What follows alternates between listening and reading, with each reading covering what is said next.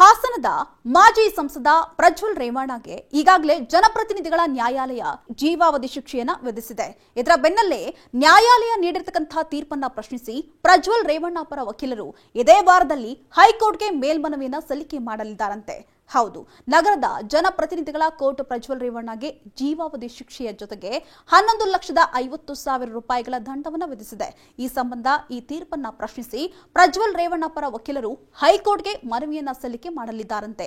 ಈ ಬಗ್ಗೆ ಸಿದ್ಧತೆ ನಡೆದಿದ್ದು ಪ್ರಜ್ವಲ್ ರೇವಣ್ಣ ಜೊತೆ ಅವರ ವಕೀಲರು ಕೂಡ ಈಗಾಗಲೇ ಮಾತನಾಡಿದ್ದಾರಂತೆ. ಇನ್ನು ಸಾಮಾನ್ಯವಾಗಿ ತೀರ್ಪು ನೀಡಿದಂತಹ 90 ದಿನಗಳು ಅಂತ ಹೇಳಿದ್ರೆ 3 ತಿಂಗಳ ಒಳಗಾಗಿ ಹೈಕೋರ್ಟ್ಗೆ ಅರ್ಜಿ ಸಲ್ಲಿಕೆ ಮಾಡಲು ಅವಕಾಶವಿರುತ್ತೆ. ಇನ್ನು ತಡವಾಗಿ ಮೇಲ್ಮನವಿ ಸಲ್ಲಿಕೆ ಮಾಡೋದಕ್ಕಿಂತ ಶೀಘ್ರವೇ ಸಲ್ಲಿಕೆ ಮಾಡೋದು ಉತ್ತಮ ಅಂತ ಹೇಳಿ ಕಾನೂನು ತಜ್ಞರ ಸಲಹೆ ನೀಡಿದಂತಹ ಹಿನ್ನೆಲೆಯಲ್ಲಿ ಸಿದ್ಧತೆಯನ್ನ ಮಾಡಿಕೊಳ್ತಿದ್ದಾರಂತೆ. ಇನ್ನು ಈ ನಿಟ್ಟಿನಲ್ಲಿ ಆದೇಶದ ಪ್ರತಿ ಅಂಶಗಳನ್ನ ಲೀಗಲ್ ಟೀಮ್ ಪರಿಶೀಲನೆ ಮಾಡಿದೆ. ಇನ್ನು ಖ್ಯಾತ ಹಿರಿಯ ವಕೀಲರ ಮೂಲಕ ಹೈಕೋರ್ಟ್ಗೆ ಅರ್ಜಿ ಸಲ್ಲಿಕೆ ಮಾಡಲಿದ್ದಾರಂತೆ. ಇನ್ನು ಪ್ರಜ್ವಲ್ ಅವರ ತಾಯಿ ಭವಾನಿ ಹಾಗೂ ತಂದೆ ರೇವಣ್ಣ ಜೊತೆ ಫೋನ್ ಮೂಲಕ ಮಾತನಾಡಿದ್ದಾರಂತೆ. ಇನ್ನು ಪ್ರಜ್ವಲ್ ರೇವಣ್ಣ ಸಜಾಬಂದಿಯಾಗಿ ವಾರದ ಮೇಲಾದರೂ ಕೂಡ ಪ್ರಜ್ವಲ್ರನ್ನ ಕೆಲಸಕ್ಕೆ ನಿಯೋಜಿಸಿಲ್ಲ.